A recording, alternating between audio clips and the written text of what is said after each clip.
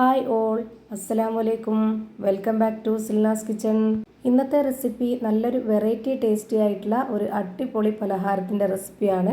ഏത് നേരവും കഴിക്കാൻ പറ്റുന്ന നല്ല ടേസ്റ്റി ആയിട്ടുള്ള ഒരു പലഹാരമാണ്. കുട്ടികൾക്കും വലിയവർക്കൊക്കെ ഒരുപോലെ ഇഷ്ടമാവും. ചക്ക വെച്ചിട്ടാണ് നമ്മൾ ഈ ഒരു പലഹാരം തയ്യാറാക്കി എടുത്തിട്ടുള്ളത്. എത്ര കഴിച്ചാലും മടുക്കാത്ത നല്ല അടിപൊളി ടേസ്റ്റി ആയിട്ടുള്ള ഒരു പലഹാരമാണ്. അപ്പോൾ ഇതെങ്ങനെയാണ് തയ്യാറാക്കുന്നതെന്ന് അറിയാനായിട്ട് വീഡിയോ സ്കിപ്പ് ചെയ്യാതെ മുഴുവനായിട്ടൊന്ന് കണ്ടു നോക്കണേ. റെസിപ്പിയിലോട്ട് കിടക്കുന്നതിന് മുമ്പായി സിൽനാസ് കിച്ചൺ ചാനൽ ആദ്യമായിട്ട് കാണുന്നവരാണെങ്കിൽ പ്ലീസ് ഒന്ന് സബ്സ്ക്രൈബ് ചെയ്തേക്കണേ. ഒപ്പം തന്നെ ഈ വീഡിയോസ് നിങ്ങൾക്ക് ഇഷ്ടപ്പെടുകയാണെങ്കിൽ ഒരു ലൈക്ക് ചെയ്ത് ഷെയർ ചെയ്ത് സപ്പോർട്ട് ചെയ്യാനും മറക്കരുത്. ഇനി നമുക്ക് ഇതെങ്ങനെയാണ് തയ്യാറാക്കുന്നതെന്ന് നോക്കാം. ഇതിനായി ഞാൻ ആദ്യം തന്നെ ഇവിടെ 20 ചക്കച്ചോള എടുത്തിട്ടുണ്ട്. ഇതുപോലെ ചെറുതാക്കി കട്ട് ചെയ്തിട്ടാണ് എടുത്തിട്ടുള്ളത്. ഇത് നന്നായിട്ട് പഴുത്തിട്ടുള്ളതാണ്. ഈ ഒരു ചക്കച്ചോളയ്ക്ക് ഒരു പ്രത്യേകത ഉണ്ട്. അതായത് നമ്മൾ സാധാരണ ചക്കച്ചോള നല്ല മഞ്ഞയായിട്ടിരിക്കും പഴുത്തു കഴിഞ്ഞാൽ. ഈ ഒരു ചക്കച്ചോള ഇതുപോലെ ഈ ഒരു കളറിലേ കിട്ടുകയുള്ളൂ എത്ര പഴുത്താലും. സാധാരണ ചക്കയുടെ ആ ഒരു മധുരവും മണവും ടേസ്റ്റും ഒക്കെ തന്നെയാണ് ഇതിനുള്ളത്. മിക്സിയുടെ ജാറിലിട്ടിട്ട് ഒന്ന് അരച്ചെടുക്കാൻ വേണ്ടിയിട്ടാണ് ഈ ഒരു വലിപ്പത്തിൽ കട്ട് ചെയ്തെടുത്തിട്ടുള്ളത്. ഇനി ഞാനിതെല്ലാം ഒന്ന് മിക്സിയുടെ ജാറിലേക്ക് ഇട്ട് കൊടുക്കുന്നുണ്ട്. ഒരുപാട് അങ്ങ് പേസ്റ്റ് പോലെ അരച്ചെടുക്കരുത്, അതുപോലെ വെള്ളവും ഒഴിച്ചു കൊടുക്കരുത്. ഒരു ചെറിയ തരിതരിപ്പോട് കൂടി വേണം നമ്മളിത് അരച്ചെടുക്കാനായിട്ട്. എന്നാലാണ് നമ്മൾ ഈ ഒരു പലഹാരം തയ്യാറാക്കി എടുക്കുമ്പോൾ നമുക്ക് നല്ലൊരു ടേസ്റ്റിൽ കിട്ടുന്നത്. ഇനി ഇതിലേക്ക് നല്ലൊരു മണത്തിന് വേണ്ടി ഒരു 5 ഏലക്ക തല്ലിയത് ഇട്ട് കൊടുക്കുന്നുണ്ട്. ഇത്രയും മതി. ഇനി നമുക്കൊന്ന് അരച്ചെടുക്കാം. ഇത് അരച്ചത് കാണുമ്പോൾ തന്നെ നിങ്ങൾക്ക് മനസ്സിലാവുന്നുണ്ടാവും ഇതിൻ്റെ കറക്റ്റ് ആയിട്ടുള്ള ഒരു പരുവം. ഞാനിത് മുഴുവനായിട്ടും ഒരു പാത്രത്തിലേക്ക് മാറ്റിയിട്ടുണ്ട്. മിക്സിയുടെ ജാറിൽ പറ്റിപ്പിടിച്ചിരിക്കുന്നതൊക്കെ ഇതുപോലെ കൈ വെച്ചിട്ട് തുടച്ച് ഇട്ട് കൊടുക്കണം. അല്ലാതെ വെള്ളം ഒഴിച്ച് എടുക്കാൻ നിൽക്കരുത്. ഇനി ഇതിലേക്ക് വേണ്ടത് തേങ്ങയാണ്. ചിരകിയെടുത്ത ശേഷം മിക്സിയുടെ ചെറിയ ജാറിലിട്ടിട്ടൊന്ന് ക്രഷ് ചെയ്തിട്ട് വേണം ഇതിലേക്ക് ഇട്ട് കൊടുക്കാനായിട്ട്. 250 ml കപ്പിൻ്റെ അളവിൽ 1 കപ്പ് തേങ്ങയാണ് ഞാൻ ഇതിലേക്ക് ഇട്ട് കൊടുത്തിട്ടുള്ളത്. ഇനി ഇതിലേക്ക് മധുരത്തിന് ആവശ്യമായിട്ടുള്ള ശർക്കര ചേർത്ത് കൊടുക്കാം. ഗ്രേറ്റ് ചെയ്തെടുത്തിട്ടുള്ള ശർക്കരയാണ് ഇതിലേക്ക് ഇട്ട് കൊടുക്കുന്നത്. ശർക്കര ഇതിലേക്ക് ഉരുക്കി ഒഴിച്ചു കഴിഞ്ഞാൽ പരുവം തെറ്റിപ്പോവും. ഈ ഒരു ശർക്കരയ്ക്ക് പകരം നിങ്ങൾക്ക് വേണമെന്നുണ്ടെങ്കിൽ പഞ്ചസാരയും ചേർത്ത് കൊടുക്കാം. അതൊക്കെ ഓരോരുത്തരുടെ ഇഷ്ടം. ഞാനിപ്പോൾ ഇതിലേക്ക് ഇട്ട് കൊടുത്തിട്ടുള്ളത് 250 ml കപ്പിൻ്റെ അളവിൽ 1 കപ്പ് ശർക്കരയാണ്. ഇപ്പോൾ ഇതെല്ലാം കൂടെ നന്നായിട്ട് ഇളക്കി യോജിപ്പിച്ചെടുത്തിട്ടുണ്ട്. ഇനി നമുക്കിതൊന്ന് മാറ്റി വെച്ചേക്കാം. അടുത്തതായി ഇവിടെ ഒരു പാത്രത്തിലേക്ക് 250 ml കപ്പിൻ്റെ അളവിൽ 2 കപ്പ് മൈദയാണ് ഇട്ട് കൊടുക്കുന്നത്. മൈദ വേണ്ട എന്നുള്ളവർക്ക് ഗോതമ്പ് പൊടിയിൽ വേണമെങ്കിലും ചെയ്തെടുക്കാവുന്നതാണ്. ഇനി ഇതിലേക്ക് 2 ടേബിൾ സ്പൂൺ അളവിൽ കടലമാവാണ് ഇട്ട് കൊടുക്കുന്നത്. ഇനി ഞാനിതിലേക്ക് യെല്ലോ ഫുഡ് കളറാണ് ചേർത്ത് കൊടുക്കുന്നത്. ഇത് നിർബന്ധമൊന്നുമില്ല, ഞാനിത് വീഡിയോയിൽ കാണാനൊരു ഭംഗിക്ക് വേണ്ടി മാത്രം ചേർത്ത് കൊടുത്തിട്ടുള്ളതാണ്.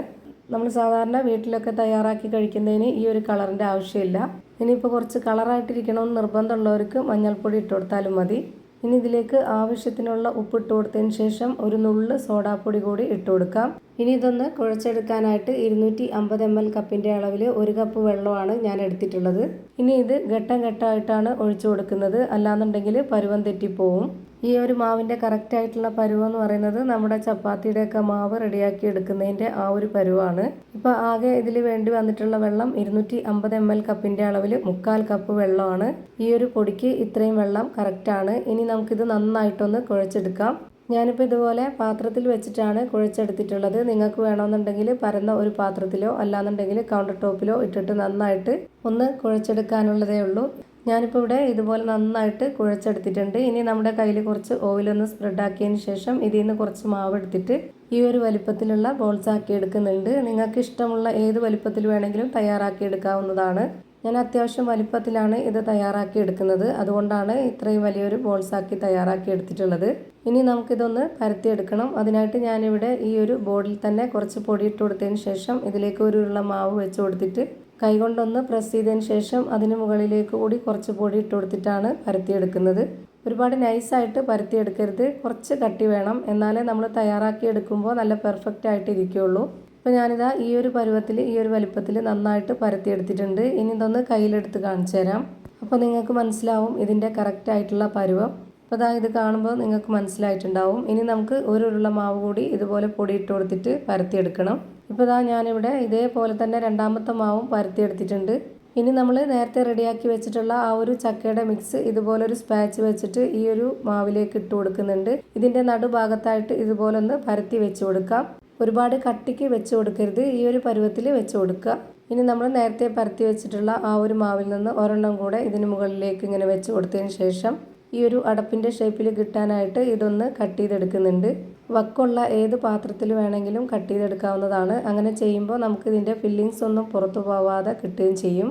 ഇനി ഞാനിതൊരു പാത്രത്തിലേക്ക് ഇട്ട് കൊടുക്കുന്നുണ്ട്. ആ ഒരു പാത്രത്തിൽ കുറച്ച് പൊടിയൊന്ന് തൂവിയതിന് ശേഷം വേണം ഇട്ട് കൊടുക്കാൻ. അല്ലാന്നുണ്ടെങ്കിൽ പിന്നെ നമ്മൾ ചുടാൻ നേരത്ത് അത് എടുക്കുമ്പോൾ മാവ് ഒട്ടിപ്പിടിച്ചിരിക്കും ആ ഒരു പാത്രത്തിൽ.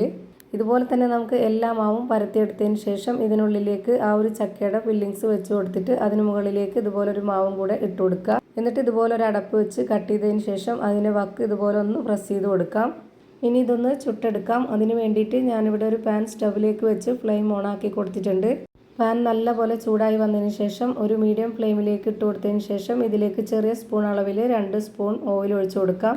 എന്നിട്ട് ഇതുപോലെ ഒന്ന് സ്പ്രെഡാക്കി കൊടുത്തതിന് ശേഷം നമുക്കിതിലേക്ക് ഒരു മാവ് ഇട്ട് കൊടുക്കാം. അതിന് മുകളിലേക്ക് കൂടി 2 സ്പൂൺ ഓയിൽ ഒഴിച്ചു കൊടുത്തിട്ട് ഇതുപോലെ ഒന്നുകൂടി സ്പ്രെഡാക്കുന്നുണ്ട്. ലോ ടു മീഡിയം ഫ്ലെയിമിൻ്റെ ഇടയ്ക്കുള്ള ഒരു ഫ്ലെയിമിൽ വെച്ചിട്ട് വേണം ഇനി ഇത് വേവിച്ചെടുക്കാനായിട്ട്. ഇത് നെയ്യിലോ ബട്ടറിലോ ചെയ്തെടുക്കണമെന്നുള്ളവർക്ക് അങ്ങനെ ചെയ്തെടുക്കാം. അല്ലാന്നുണ്ടെങ്കിൽ ഇതുപോലെ ഓയിലിലും ചെയ്തെടുക്കാം. ഇനി ഇതൊന്നും ഇല്ലാതെ തന്നെ വെറുതെ ചുട്ടെടുത്താലും നല്ല ടേസ്റ്റാണ്. ഇപ്പോൾ ഇതാ തിരിച്ചും മറിച്ചൊക്കെ ഇട്ട് കൊടുത്തിട്ട് നന്നായിട്ട് വേവിച്ചെടുത്തിട്ടുണ്ട്. ഇതുപോലെ തന്നെ എല്ലാം ചെയ്തെടുത്ത് ഇവിടെ ഒരു പാത്രത്തിലേക്ക് മാറ്റിയിട്ടുണ്ട്. ഇനി ഇതൊന്ന് ഇതിൻ്റെ അകം എങ്ങനെയാണ് ഇരിക്കുന്നതെന്ന് അറിയാനായിട്ട് കട്ട് ചെയ്ത് കാണിക്കുന്നുണ്ട്. ചക്ക ഇഷ്ടമുള്ള എല്ലാവരും ഇതുപോലെ ഒന്ന് ട്രൈ ചെയ്ത് നോക്കുക. എന്തായാലും ഇഷ്ടമാവും. അപ്പോൾ ഇതാ നല്ലൊരു വെറൈറ്റി ടേസ്റ്റി ആയിട്ടുള്ള ഒരു അടിപൊളി പലഹാരം റെഡിയായി കിട്ടി. ഏത് നേരം വേണമെങ്കിലും നമുക്കിത് കഴിക്കാവുന്നതാണ്.